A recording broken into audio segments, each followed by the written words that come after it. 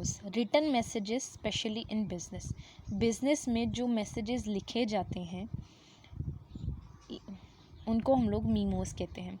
अब ये कोई नई पॉलिसी आई है या कोई प्रोसीजर आया है या कोई रिपोर्ट वगैरह के लिए जो मैसेज लिखे जाते हैं उनको मीमोज कहते हैं। अब मीमोज हमारी इस तरह की होनी चाहिए कि हम लोग अवॉइड पर्सनल बियास, कि हम लोग पर्सनल उसमें कुछ भी नहीं लिखें। हमारी टोन बहुत अच्छी होनी चाहिए और हमारे पास जो हम लोगों ने मीमो में इंफॉर्मेशन लिखी हो वो बहुत एक्यूरेट हो, क्योंकि वो हम लोग एक लीगल मैटर पे लिख रहे हैं ना। अब बारबरा एक अमेरिकन पर्सन है जो कहते हैं कि मीमो, वो वाली मीमो बहुत इफ़ेक्टिव होती है जो कंसाइज हो, जिसमें हम लोग कोई इन्फॉर्मेशन ही अपने कोलीग्स को देना चाहते हैं ना, तो हम लोग कंसाइज टू द पॉइंट बात करें, एक वेल ऑर्गेनाइज तरीके से हम लोग बात करें और ऑन टाइम बात करें, ठीक है। अब क्लियर होना चाहिए, टू द पॉइंट होना चाहिए। अब पर्पस ऑफ मीमो क्या है? पर्पस ऑफ मीमो क्या है? सिंपल इन्फॉर्म करना, टू इन्फॉर्म। पर कभी कभी क्या होता है कि boss action to call, boss अगर कोई एक्शन कोई कॉल करता है अपने कोलीग्स को एक्शन के लिए, उसके लिए भी मीमो लिखी जाती है, ठीक है। क्लासिफिकेशन, अब क्लासिफिकेशन ऑफ मीमोस हमारे पास आ जाती हैं।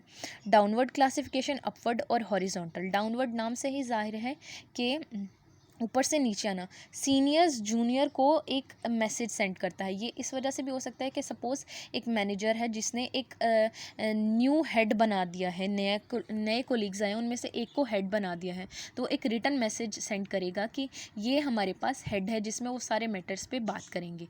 अपवर्ड, अब अपवर्ड मीमो में हमारे पास आ जाती है जो नीचे वाले कोलीग्स ऊपर वाले कोलीग्स से बात कर सकते हैं, ठीक है। जैसे फीडबैक्स वगैरह, कोई नई स्कीम आई है तो उसकी फीडबैक्स वगैरह ऊपर वाली अथॉरिटीज़ को सेंड करते हैं कोलीग्स, वो हमारे पास आ जाता है। अब हॉरिजॉन्टल, हॉरिजॉन्टल क्या है? वो वाली कम्युनिकेशन जो उन लोगों में होती है जो कि इस सेम लेवल पे हैं। जैसे मीमो अगर दो टीम्स बनाई गई हैं, जब हम लोग दो टीम्स के साथ हम लोग कोलैबोरेशन होती है तो उनमें जो मैसेजेस सेंड किए जाते हैं वो हमारे पास मीमो हो जाएंगे, ठीक है। नेक्स्ट हमारे पास टाइप्स आ जाती हैं, टाइप्स ऑफ मीमोज। रिक्वेस्ट मीमोज आ जाती हैं, कन्फर्मेटिव आ जाती हैं और सजेस्टिव। रिक्वेस्ट मीमोज वो वाली होती हैं जब हम लोग किसी को कन्विंस करने के लिए जो मीमोज करते हैं वो रिक्वेस्ट मीमोज आ जाती हैं। कन्फर्मेशन क्या है?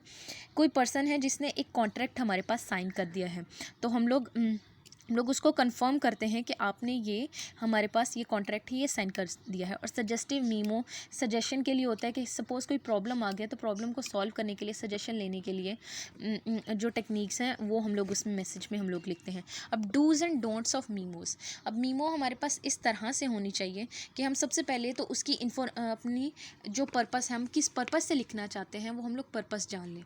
फिर हम अपनी ऑडियंस को डिफ़ाइन करें कि हम लोग क्या कहना चाहते हैं। सबसे पहले हम एक ड्राफ्ट बना लें, क्योंकि हम लोग पूरी कंपनी में ये हमारा मैसेज जाएगा, तो एक ड्राफ्ट बना लें ताकि अगर वो हमारे पास गलत भी हो तो हम लोग रीचेकिंग कर लें या रीड्राफ्टिंग उसकी कर लें, ठीक है।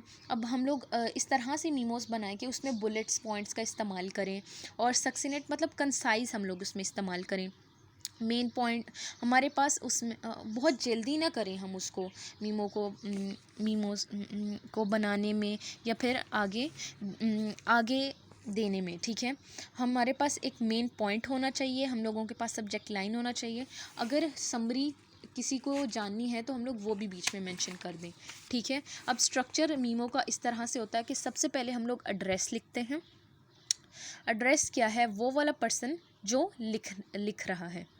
सेंडर, एड्रेस क्या है कि जिसको हम लोग लिख रहे हैं। सेंडर हम लोग हमारा अपना नाम लिखेंगे, डेट मेंशन करेंगे, सब्जेक्ट रीज़न लिखेंगे कि हम लोग क्यों लिख रहे हैं, और बिगनिंग मिडल और एंड में हम अपनी सारी बॉडी जो बताना चाहते हैं कंक्लूजन्स वो लिखेंगे, और क्लोजिंग में सिग्नेचर। और हम लोग बहुत सैल्यूएशन अच्छे हम लोग इस्तेमाल करेंगे, क्लोजिंग में सिग्नेचर करेंगे। अब उसमें हम लोग अगर लिख रहे हैं तो हम इस तरह से लिखें कि हेडर हमारे पास 1/8 होना चाहिए, ओपनिंग हमारे पास होनी चाहिए 1/4, समरी 1/2 और क्लोजिंग 1/8।